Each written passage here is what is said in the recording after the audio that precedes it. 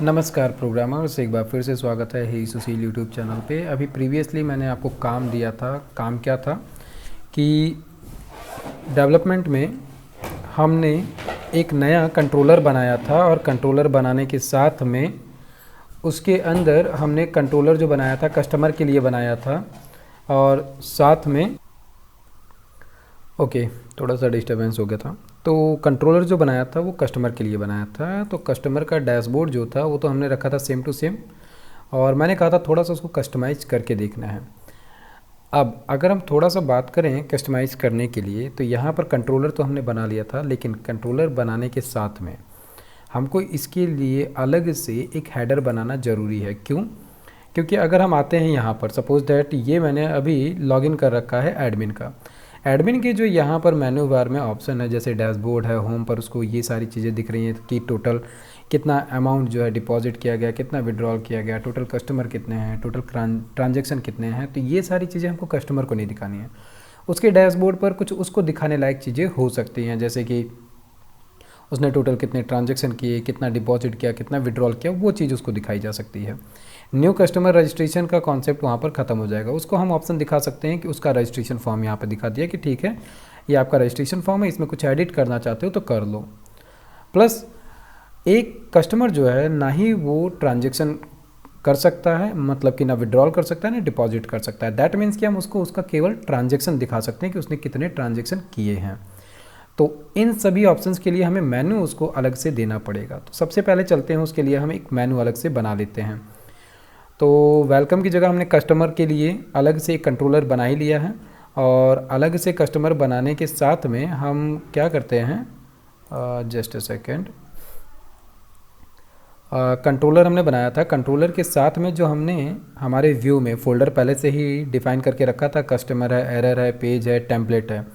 यहीं पे क्या करते हैं अलग से, ये जितने भी हमने बनाए थे जैसे कस्टमर, तो कस्टमर के अंदर ये जो पेजेस थे ये किसके लिए थे, ये एडमिन के बिहाफ वाले थे। अब यहाँ पर अगर हम बना रहे हैं कस्टमर के लिए अलग से पूरा प्रॉपर व्यू पेजेस, तो उसके लिए हम ऐसा करते हैं कि कस्टमर यूज़र टाइप करके एक अलग से फ़ोल्डर बनाते हैं। क्योंकि अभी जो ये सारे दिख रहे हैं ये तो हमने एडमिन बेस पे बनाए थे। तो थोड़ा सा हम तोड़ने के लिए ऐसा करेंगे कि कस्टमर से रिलेटेड सारे के सारे फ़ोल्डर जो हैं वो रहें किसके अंदर, एक सेपरेट फ़ोल्डर के अंदर। उसका फ़ायदा क्या होगा, जब भी हमें कस्टमर से रिलेटेड कोई भी काम करना होगा, हमको पता है किस फोल्डर में है, प्लस उसको उठाकर किसी दूसरे प्रोजेक्ट में ले जाना होगा, तब भी थोड़ा सा आसानी रहेगी। तो सबसे पहले हम यहाँ पर बनाते हैं। अब यहाँ पर याद रखना, जो ये कस्टमर दिख रहा है ये हमारे एडमिन का है, प्लस हम दो तरीके के पेजेस लेकर चल रहे थे। एक कस्टमर फोल्डर के अंदर जो कस्टमर से रिलेटेड सारे रजिस्ट्रेशन, ट्रांजैक्शन, पासबुक थे, वो सारे पेजेस HTML के हमने इसमें बनाए थे। टेम्पलेट के अंदर हमने क्या किया था, हेडर, फुटर और पेज बनाया था। तो ये हेडर, फुटर और पेज जो हमने बनाया था, ये बनाया था हमने किसके लिए, केवल और केवल एडमिन के लिए। अब हमको जो बनाना है वो बनाना है हमें कस्टमर के लिए। तो थोड़ा सा यहाँ पर भी अभी दिक्कत आने वाली है, थोड़ी सी दिक्कत आएगी। खैर हम उसको ठीक करते हुए ही चलेंगे। तो पहले तो हम यहाँ पर राइट क्लिक करके एक नया फोल्डर बनाते हैं। यूज़र टाइप कर लेते हैं पहले, यूज़र टाइप अंडरस्कोर करके, और इसके बाद में हम लिखते हैं कस्टमर, एंटर। ये हमारा फोल्डर हमने बनाया है यूज़र टाइप कस्टमर, मतलब कि सारा का सारा जो कस्टमर टाइप के यूज़र के लिए हम HTML के पेज बनाएंगे वो इसी के अंदर बनाएंगे। अब वो चाहे उसका हेडर हो, चाहे फुटर हो, चाहे जो हो, ठीक है। दैट मीन्स कि फुटर तो सभी का सेम टू सेम रहना है, पेज यही रहना है, बस इसके अंदर हम क्या करेंगे, एक नया हेडर रखेंगे। तो इसको यहाँ से राइट क्लिक करके कॉपी कर लेते हैं। कॉपी किया, इस वाले हेडर को मैंने कॉपी किया, याद रखना, और इसको लाकर रख लेते हैं कहाँ पर, यहाँ पर। तो यहाँ पर पेस्ट कर दिया। हेडर यहाँ पर आ चुका है, ठीक है। हेडर यहाँ खुल भी गया है, ठीक है। अब दूसरी चीज़ हमें क्या करनी है, हमको चाहिए है एक पेज। अब मान लो यहाँ पर कुछ पेजेस हमने जो बनाए थे, ये पेजेस नहीं है, customer related, all customer, passbook, registration, new, ठीक है। एक इंडेक्स वाला पेज ये जो बनाया था, index.php, ये क्या था, ये डिफ़ॉल्ट पेज था। index.php ये जो पेज है, यही पेज है हमारा जो ये डैशबोर्ड वाला पेज दिख रहा है। इसको भी हम कॉपी करके पेस्ट कर लेते हैं। तो यहाँ से राइट क्लिक किया, कॉपी किया, इसको भी ले चलते हैं, और कस्टमर वाला जो हमारा फोल्डर हमने बनाया है यूज़र टाइप कस्टमर, इसी में हम इसको पेस्ट कर लेते हैं, ठीक है। दो पेजेस आ गए। अभी हमको जो काम करना है केवल और केवल इसी दोनों पे करना है। याद रहे क्या क्या लेकर आए हैं, एक हेडर और एक इंडेक्स, ठीक है। किस में, हमने एक अलग से फोल्डर बनाया है यूज़र अंडरस्कोर कस्टमर नाम से। ठीक, अब हम चलते हैं अपने कंट्रोलर पे। अब कंट्रोलर में चलते हैं कस्टमर पे। यहाँ पर सब कुछ सेम टू सेम है। यहाँ पर बस हमने क्या दे दिया, नॉट इक्वल टू 2 हो तो ये लॉगिन पे चला जाए। ठीक है, अभी के लिए ये तो हमने दिया है यहाँ पर। इसके साथ में जो ये इंडेक्स वाला है, एक्सप्लोरर को बंद किया, केवल और केवल फोकस करना है किस पे, इस इंडेक्स वाले मेथड पर, केवल और केवल। क्यों? क्योंकि इसी इंडेक्स से हमको ये वाली चीज़ें दिख रही हैं। तो हमको शुरुआत में कुछ चीज़ें चेंज करनी पड़ेंगी लॉगिन के लिए। तो अभी हम क्या करते हैं, सबसे पहले जैसे सपोज दैट यूज़र टाइप अगर हमने 2 दे दिया है तो हम कस्टमर पे आ रहे हैं। ठीक है, उसके लिए सबसे पहले हमें लॉगिन में थोड़ा सा चेंज करना पड़ेगा। और थोड़ा सा इसका जो हेडर है, अब याद रहे कस्टमर ये वाला हम कट कर देते हैं, मॉडल को रहने देते हैं, कस्टमर टैब रहने देते हैं, हेडर और ये इंडेक्स रहने देते हैं। बाकी ये सब तो हमारे जो एडमिन वाले थे वो पेजेस हैं। तो इन्हीं 3 पे अभी हमको काम करना है। ये वाला जो हेडर है इस पे आते हैं और यहाँ पर हम ऐसा करते हैं, इसकी पहचान के लिए हम क्या करते हैं, जैसे एडमिन डैशबोर्ड दिया गया है, यहाँ पर हम दे देते हैं कस्टमर डैशबोर्ड। तो कस्टमर, ठीक है, कस्टमर डैशबोर्ड मतलब कि कस्टमर वाला डैशबोर्ड खुलेगा तो यहाँ पर ये हेडिंग चेंज हो जाएगी। ठीक है, टाइटल चेंज हो जाएगा तो पता चल जाएगा। प्लस इंडेक्स में अगर हम कुछ चेंज करना चाहते हैं, जैसे कि डैशबोर्ड है यहाँ पर, जो डैशबोर्ड यहाँ पर दिख रहा है, तो यहाँ पर हम दे सकते हैं कस्टमर डैशबोर्ड। तो यहाँ पर हम लिख देते हैं, ये इसलिए कर रहे हैं ताकि अभी जैसे हम जब लॉगिन करके एज अ कस्टमर लॉगिन करेंगे तो हमको कम से कम पता तो चले कि हाँ हम एज अ कस्टमर लॉगिन हुए हैं। तो इसके लिए अब जो सबसे मेन चीज़ रह जाती है, क्या रह जाती है कि हमको लॉगिन के टाइम पर, जैसे अभी हम लॉग आउट करते हैं, लॉगिन के टाइम पर हमको यहाँ पर ये डिफ़ाइन करके बताना पड़ेगा। प्रीवियस वाले वीडियो में अभी जहाँ पर हमने छोड़ा था इसको, वहाँ पर मैंने बताया भी था कि हमको लॉगिन वाले पेज से अब 2 अलग अलग यूज़र टाइप को 2 अलग अलग जगह भेजना पड़ेगा। तो उसके लिए हमें कहाँ चलना पड़ेगा, लॉगिन वाले पेज पर। तो हम सर्च करते हैं यहाँ से login.php, login.php पे आते हैं। एक मिनट, हमको कंट्रोलर पे चलना है, तो कस्टमर पे आते हैं, यहाँ से आते हैं login.php पे। एक्सप्लोरर को बंद कर लिया। ठीक है, यहाँ पे क्या ध्यान देना है, एट द लास्ट जो हमारा मेन लॉगिन वाला हमने कंट्रोलर बनाया था, उस लॉगिन वाले कंट्रोलर के अंदर आना है। और लॉगिन कंट्रोलर के अंदर आने पे हमने एक मेथड बनाया था इंडेक्स नाम का, जिसमें हमने क्या कहा था कि अगर सेशन यूज़र टाइप 1 नहीं है तो हम उसको कहाँ भेज देंगे, अगर session user type equal to 1 है और वो फिर से लॉगिन वाले पेज पे आना चाहता है तो वो आ नहीं पाएगा, वो कहाँ पहुँच जाएगा, वेलकम पे। इसका पर्पज़ क्या था कि अगर यूज़र लॉग्ड इन है पहले से तो वो लॉगिन वाले पेज पे एनी हाउ कोशिश करके भी नहीं आ पाएगा। चलो इसको एक बार ट्राई कर लेते हैं फिर से। अभी हम लॉगिन हैं, अगर मैं यहाँ पर URL को चेंज करूँ और यहाँ पर लिखूँ लॉगिन और एंटर करूँ, घूम फिर के मैं लॉगिन वाले पेज पे नहीं जा पाऊँगा, वेलकम पे आ जाऊँगा। क्यों? क्योंकि यहाँ पे हम ये जो डेटा ले रहे थे इस सेशन से ले रहे थे, कुकीज़ के अंदर ये सेशन पहले से ही स्टोर्ड पड़ा हुआ है। इसी वजह से अगर यूज़र टाइप 1 है तो घूम फिर के वेलकम पे चला जाएगा। तो हमको ये भी चेक करना पड़ेगा, यहाँ पर हमको कंडीशन देनी पड़ेगी। ठीक है, तो इस कंडीशन को हम थोड़ा सा तोड़ लेते हैं। इफ़ के अंदर ही अब हम क्या करेंगे कि यूज़र टाइप अगर 1 है तो के केस के लिए क्या, और इफ़ के साथ में एल्स इफ़ लेना चालू करेंगे। तो सबसे पहले तो ये वाला केस जो है इफ़ और एल्स इफ़ वाला, इसको पहले हमें ठीक करना पड़ेगा।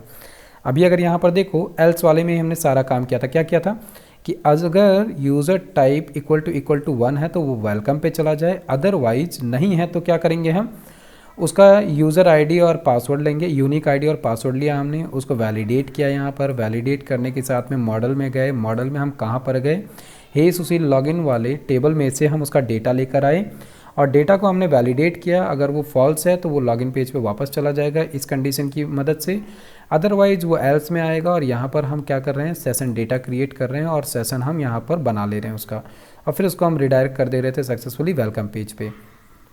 यहीं पर इसकी कहानी ख़त्म हो जा रही थी। अदरवाइज इन केस अगर इस लॉगिन में कोई भी दिक्कत होती है तो एक एरर मैसेज जनरेट होता कि आपने यूनिक आईडी या पासवर्ड गलत लिखा है, ट्राई विथ राइट वन, ऐसा मैसेज मिल जाएगा। तो ये पूरा का पूरा जो केस बनाया था हमने, अगर इसको हम मिनिमाइज़ कर लें, ये पूरा का पूरा केस हमने बनाया केवल और केवल एडमिन बेस पे, कस्टमर बेस पे नहीं बनाया है।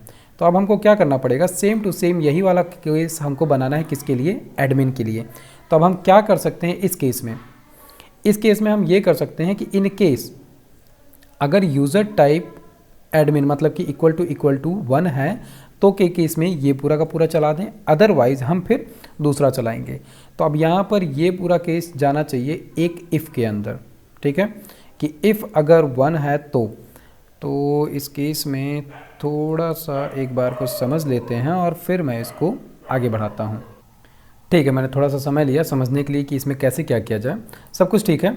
अब यहाँ पर हम अलग से इसको किसी इफ़ के अंदर या एल्स के अंदर नहीं डालेंगे। क्या करते हैं, ये इफ़ में तो ये हम चेक कर रहे हैं कि ठीक है, अगर यूज़र टाइप इक्वल टू 1 है तो उसको कहाँ भेज देंगे, वेलकम वाले कंट्रोलर पे। वैसे ही क्या करते हैं, इसी सेम को हम कॉपी कर लेते हैं यहाँ से और यहीं पे इसको मैंने पेस्ट कर दिया, ठीक है। और यहाँ पे क्या लिख देते हैं, इफ़ की जगह पे एल्स इफ़। और यहाँ पे कंडीशन क्या बनेगी कि अगर this session user data type equal to 2 है तो के केस में क्या करेंगे, हम उसको भेज देंगे कस्टमर पर, ठीक है। इन केस मतलब कि कोई user as a customer user अगर पहले से लॉगिन है और वो ट्राई करे लॉगिन वाले पेज पे आने को, तो वो लॉगिन वाले पेज पे नहीं आ पाएगा। वो कहाँ पहुँच जाएगा, कस्टमर वाले पेज पे वापस से। इतना हो गया किसके लिए, यहाँ पर हम चाहें तो कमेंट करके लिख सकते हैं, यहाँ पर डबल डैश करके, अगर कस्टमर ट्राई करे लॉगिन पेज यूआरएल से हिट करने का तो वो वापस डैशबोर्ड पर पहुंच जाए। याद रहे मैं बार बार कहता हूं कि कमेंट लिखकर ही आगे बढ़ा करो। इतना केस हो गया किसके लिए। ऐसे ही अगर आगे चल के आपका अलग अलग यूज़र टाइप आ रहे हैं तो उनके लिए ऐसे ही आप यहाँ पे कंडीशन एल्स इफ करके बना लोगे। इसके बाद में हम आते हैं एल्स में। अब यहाँ पर अगर हम यहाँ तक का ध्यान दें तो यहाँ तक तो सब कुछ ठीक है, चाहे यूज़र किसी भी टाइप का हो उसकी यूनिक आईडी और पासवर्ड तो हमको लेना ही पड़ेगा, तो हम लेंगे। वैसे ही अगर हमने यूनिक आईडी और पासवर्ड लिया है तो उसका हम वैलिडेशन भी चेक करेंगे, वो भी सही है। बात यहाँ से आएगी आगे कि हम उसका डेटा का सारा डेटा भी लेकर आएंगे। चलो ये डेटा हम एक बार यहाँ पर चेक भी कर लेते हैं, क्या करके प्रिंट आर कर लेते हैं और देख लेते हैं। तो इसको हम एक बार को लॉग आउट करते हैं। अच्छा अभी नहीं कर पाएंगे, इसको रिफ़्रेश किया, एक बार फिर से रिफ़्रेश किया और अब यहाँ पर हम क्या करते हैं, एग्ज़िट लगाते हैं और एक बार साइन इन करते हैं। डेटा मिल रहा है, दिख रहा है, यूनिक आईडी भी मिल रही है, यहाँ पर पासवर्ड भी मिल रहा है, यूज़र टाइप 1 भी मिल रहा है और क्रिएट डेट वगैरह वगैरह मिल रहा है, ठीक है।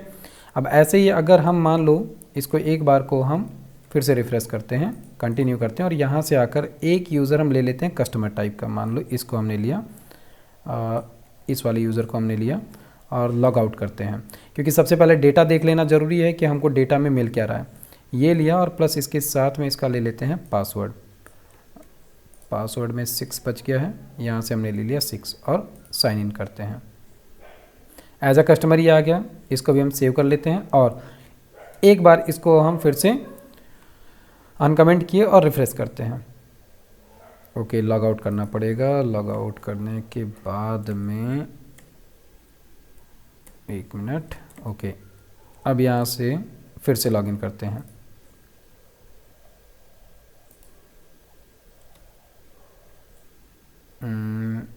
थोड़ा सा समय ले रहा है,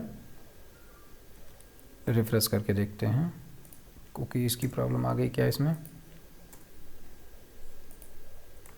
ठीक है, थोड़ा सा परेशान कर रहा है ये। ओके ठीक है, कोई बात नहीं। यूज़र आईडी क्या थी, 686 थी, 686 ही थी, ठीक है। इसको हमने अनकमेंट किया और इसको एक बार हम फिर से साइन इन पे क्लिक करते हैं। ठीक है, देख रहे हैं डेटा आया और यहाँ पर यूज़र टाइप 2 है, यही हमको चाहिए था। यूज़र टाइप अगर 2 मिलेगा तो वो क्या करेगा, जो हमने यहाँ पे कंडीशन दिया था अगर पहले से लॉगिन हो तो रिडायरेक्ट हो जाएगा कस्टमर पे। ठीक है, यहाँ तक की कहानी ठीक है। इसको लेने का बस कारण क्या था कि यहाँ पर सारा डेटा हमको मिल चुका है, यहाँ पर ठीक है। और अगर वैलिडेशन में कोई भी दिक्कत होगी तो वो वापस से उसको भेज देगा लॉगिन पे एरर मैसेज के साथ में। अदरवाइज़ अब हम आते हैं यहाँ पर। यहाँ पर अगर आप गौर करो तो यहाँ पर भी हमने कंडीशन दी थी ये इफ़ की, और यहाँ पर हमने कुछ खास दिया नहीं है। बस यहाँ पे हमने लिया था कि इफ़ डॉलर डेटा अगर मिल रहा है तो ठीक है, हमने सेशन क्रिएट कर दिया और उसको भेज दिया वेलकम पे। कहानी यहीं आगे बढ़ेगी। कैसे बढ़ेगी, इफ़ डॉलर डेटा के अंदर जो डेटा आया है वो आ किस फॉर्म में रहा है, अगर आपको दिख रहा है 0 इंडेक्स में एरे के फॉर्मेट में आ रहा है। और यहीं पर हम ले लेते हैं कंडीशन। क्या कंडीशन लेंगे, इफ़ डॉलर डेटा एरे के 0 इंडेक्स पोजीशन पर अगर हमको मिल रहा है क्या, हमको अगर मिल रहा है यूज़र टाइप, और यूज़र टाइप हमको क्या मिल रहा है, अगर मिल रहा है इक्वल टू 1, तो हम क्या करेंगे, उसको ट्रीट करेंगे एज अ एडमिन और उसको हम कहाँ भेज देंगे, वेलकम पे। तो यहाँ पर हम कमेंट लिख सकते हैं, अगर यूज़र टाइप 1 है तो एडमिन है, उसको वेलकम कंट्रोलर एडमिन है और एडमिन कंट्रोलर वेलकम है। ठीक, इतना हमने बता दिया। ठीक है, इसी तरीके से सेम टू सेम पूरा का पूरा कोड हम बना लेंगे। किसके लिए, यही सेम टू सेम कोड हम कॉपी करते हैं यहाँ से और पेस्ट कर देते हैं। ठीक, बात रही यहाँ पर, तो यहाँ पर हम बना लेते हैं किसके लिए, यही सेम टू सेम चीज़ बनाएंगे। देखो 2 और इसके आगे लिख देते हैं user type customer controller name customer. ठीक है, इतना अब लिख दिया, बस काफ़ी है इतना। अब यहाँ पर हमको क्या करना है, बस यहाँ पर हमको कंडीशन चेंज कर देनी है कि अगर यूज़र टाइप इक्वल टू है क्या 2, तब के केस में क्या करेंगे, उसकी आईडी आएगी, यूज़र टाइप आएगा, यूनिक आएगा, सब कुछ सेम टू सेम रहेगा और उसका सेशन डेटा भी क्रिएट होगा। बस उसको हम भेज कहाँ देंगे, कस्टमर पर। ठीक है, और अगर लिखने में कुछ भी गलती करते हैं तो हम उसको यही दिखाएंगे, वो चाहे कोई भी टाइप का यूज़र हो, आपने यूनिक आईडी या पासवर्ड में गलती की है, मतलब कि इस एल्स में कुछ भी छेड़खानी करने की ज़रूरत नहीं है। अब हमारा यहाँ पर बन चुका है, यहाँ पर एक चीज़ की गलती हमने की है, क्या, इफ़, इसको हम लिख देते हैं एल्स इफ। ठीक है, इफ़ का केस हो गया। अब इसी तरीके से अगर अलग अलग यूज़र टाइप आते हैं तो हम उनको अलग अलग यहाँ से कंडीशन दे देंगे। अब इतना अगर बन चुका है तो अब फाइनली हमको क्या करना है, कस्टमर के कंट्रोलर पे चलना है एक बार को, और यहाँ पर हम उसको भेज कहाँ रहे थे, अभी अगर थोड़ा सा ध्यान दो, यहाँ पर थोड़ा सा हमको चेंज करना पड़ेगा। चेंज क्या करना पड़ेगा, अगर अभी आप ध्यान दो तो हम यूज कर रहे थे एक पेज को, टेम्पलेट के अंदर हमने एक पेज बनाया था। ठीक है, अगर आप स्टार्टिंग के वीडियोस देख कर रहे हो और सीक्वेंस में कर रहे हो तो आपको ये चीज़ समझ में आएगी। हमने व्यू फोल्डर के अंदर एक टेम्पलेट नाम का फोल्डर बनाया था जिसमें एक पेज बनाया था और इस पर हमने क्या किया था, एक कॉन्सेप्ट लगाया था कि बार बार हमको हेडर फुटर ना लिखना पड़े। किसमें, हम कंट्रोलर में क्या करते हैं, जब भी हमको कोई भी HTML पेज कॉल करना होता है कंट्रोलर के मेथड से तो हमको लगाना होता है दिस लोड व्यू। अब ये लाइन हमको 3 बार लिखनी पड़ती है, दिस लोड व्यू, एक बार हेडर के लिए, एक बार मेन पेज के लिए और एक बार फुटर के लिए। तो यहाँ पर हमने कॉन्सेप्ट लगाया था कि हम यहाँ पर मेन पेज का नाम बता देंगे और उसको भेज देंगे टेम्पलेट के पेज में, तो वो ऑटोमेटिक क्या करेगा, हेडर और फुटर ले लेगा यहाँ से। बट यहाँ पे अब एक सिचुएशन आ गई। सिचुएशन क्या आई, अगर इन केस ये व्यू पेज जो है मतलब हेडर जो है अब हमारा केवल एडमिन के लिए नहीं रह गया। अब यहाँ पर हमारा ये पूरा का पूरा स्ट्रक्चर देखो एक बार को हिल चुका है। क्यों, क्योंकि हमने जितना भी कंट्रोलर का मेथड बनाया है सभी के अंदर हमने बस उसको भेजा था कहाँ पर, पेज पर ही। लेकिन अब हमारे सामने आ गई दिक्कत। अब अगर इस चीज़ को हमें ठीक करना है तो हम क्या करें, इस पेज को भी हम क्या करें, उठाकर ले चलें अपने कस्टमर के अंदर और वहीं से हम इसको भी यूज करें, नहीं तो हो जाएगी दिक्कत। तो इसको हम कट करते हैं, इसको भी हम क्या करते हैं अब सब कुछ जब हम ले ही रहे हैं तो हम फुटर भी ले लेते हैं वहीं से। तो इसको हम कॉपी करते हैं, किसको, पेज को, और इसको भी हम कहाँ ले चल रहे हैं, जो हमने अभी बनाया था यूज़र टाइप कस्टमर, इसके अंदर हम इसको पेस्ट कर देते हैं। ठीक है, पेज आ गया। उसी तरीके से एक रह जाता है क्या, फुटर, इसको भी हम ले ही लेते हैं। इसको अकेले से क्यों छोड़ें, यहाँ पर इसको भी हम ले लेते हैं। इससे पूरी तरीके से हमारा जितना भी कंट्रोलर का वर्क है वो हो जाएगा सेपरेट। ठीक, तो अब फुटर भी सेपरेट हो गया, पेज भी सेपरेट हो गया, अब दिक्कत नहीं है हमको। तो अब यहाँ पर आते हैं हम अब अगर यहाँ पर ध्यान दो तो ये इंडेक्स असल में बाहर वाले इंडेक्स से नहीं आ रहा है, अब ये एक फ़ोल्डर से आ रहा है और फोल्डर का नाम हमने क्या दे दिया है, user underscore type underscore customer और स्लैश करके। ठीक, ये हमने दिया है, मतलब कि यही सेम चीज़ अब हमको कहाँ देनी पड़ेगी, ये जो पेज नाम आ रहा है ये भी टेम्पलेट के फोल्डर से नहीं आकर कहाँ से आ रहा है, यूज़र टाइप कस्टमर में से। तो ये काम हमारा हो गया, मतलब कि यूज़र टाइप कस्टमर फोल्डर के अंदर से ही हम इंडेक्स को भी लेंगे और पेज को भी लेंगे। तो अब हमको यहाँ पर कोई भी चेंज करने की ज़रूरत पड़ेगी, थोड़ी सी पड़ेगी, ये पड़ेगी, यहाँ से इसको चेंज करना पड़ेगा और हमारा जो ये फुटर है इसको चेंज करना पड़ेगा। ठीक है, एक बार को हम इस चीज़ को चेक करके देख लेते हैं कि ये हमको कहाँ भेजेगा। लॉगिन में जो हमने कमेंट किया था लाइन अनकमेंट, ये कमेंट कर दिया, ठीक है, सब कुछ ठीक है। पेज पे हमने कोड ठीक कर लिया है, फुटर में कुछ चेंज करना नहीं है। कस्टमर वाले कंट्रोलर पे आते हैं, यहाँ पर भी कुछ चेंज करना नहीं है। अब फाइनली चलते हैं। याद रहे यूज़र टाइप 2 था, लॉगिन था, इसी पेज को बस हम रिफ्रेश करते हैं।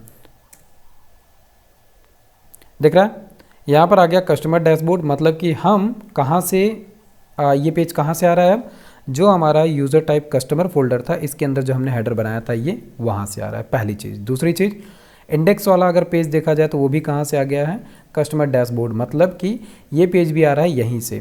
तो इसका फ़ायदा क्या होगा, इसका फ़ायदा ये होगा कि अब हमने पूरा का पूरा कस्टमर बेस्ड का जितना भी HTML रिलेटेड पेज था वो एक फ़ोल्डर के अंदर डाल दिया है, तो इससे कभी भी दिक्कत नहीं होगी। अब ये सेपरेट रहेगा। इसी तरीके से आपके पास जितने भी तरीके के यूज़र आते जा रहे हैं उन सभी का फ़ोल्डर व्यू में अलग बना लो और उनका सारा कोड अलग अलग फ़ोल्डर के अंदर रखो, तो उससे कभी भी हमारा कोड जो है वो हौच पौच नहीं होगा।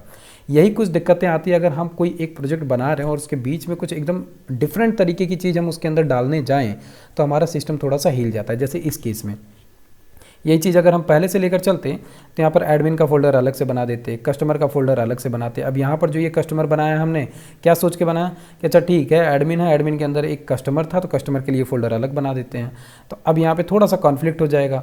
उसी चीज़ को कॉन्फ्लिक्ट ना हो तो यहाँ पर हमने एक फ़ोल्डर का नाम क्या दे दिया, यूज़र टाइप कस्टमर दे दिया। लेकिन फिर भी कोई नई व्यक्ति आएगा तो यही सोचेगा अरे यार ये क्या, यहाँ पर कस्टमर का नाम है, फिर यहाँ पर यूज़र टाइप कस्टमर, ये दो चीज़ें क्यों। तो थोड़ा थोड़ा यही चीज़ें क्या होती है, जब हम पहले से सोच के करते हैं तो दिक्कत थोड़ी कम आती है। चलो ठीक है, इतना तो हो गया। हम इस पेज पे हैं, अब यहाँ पर हमको आगे क्या चीज़ें करनी हैं। इसमें आगे हमको करना ये है, अगर हम यहाँ पर आएँ कि हेडर तो हमने बना लिया, अब इसके अंदर हमको बनाने हैं क्या, मेन्यू। और मेन्यू हमारे कैसे रहेंगे, जो हमको यूज़र को दिखाना है उस तरीके से। मतलब कि ये new customer registration, customer deposit और कस्टमर डिटेल्स, ये सारी चीज़ें नहीं रहेंगी। यहाँ पर हम दे सकते हैं सबसे पहले क्या कहते हैं, डैशबोर्ड हो गया कस्टमर का, ठीक है। उसका नाम हम यहाँ पर शो करा सकते हैं, तो वो नाम हम यहाँ पर शो कराएंगे, ठीक है। ये काम मैं आपके लिए छोड़ता हूँ कि नाम शो कराना, नहीं तो हम नेक्स्ट वीडियो में नाम शो कराएंगे। अभी कुछ चीज़ें जो हमको यहाँ पर करनी है वो कर लेते हैं, जैसे कि इसका हेडर चेंज कर लेते हैं।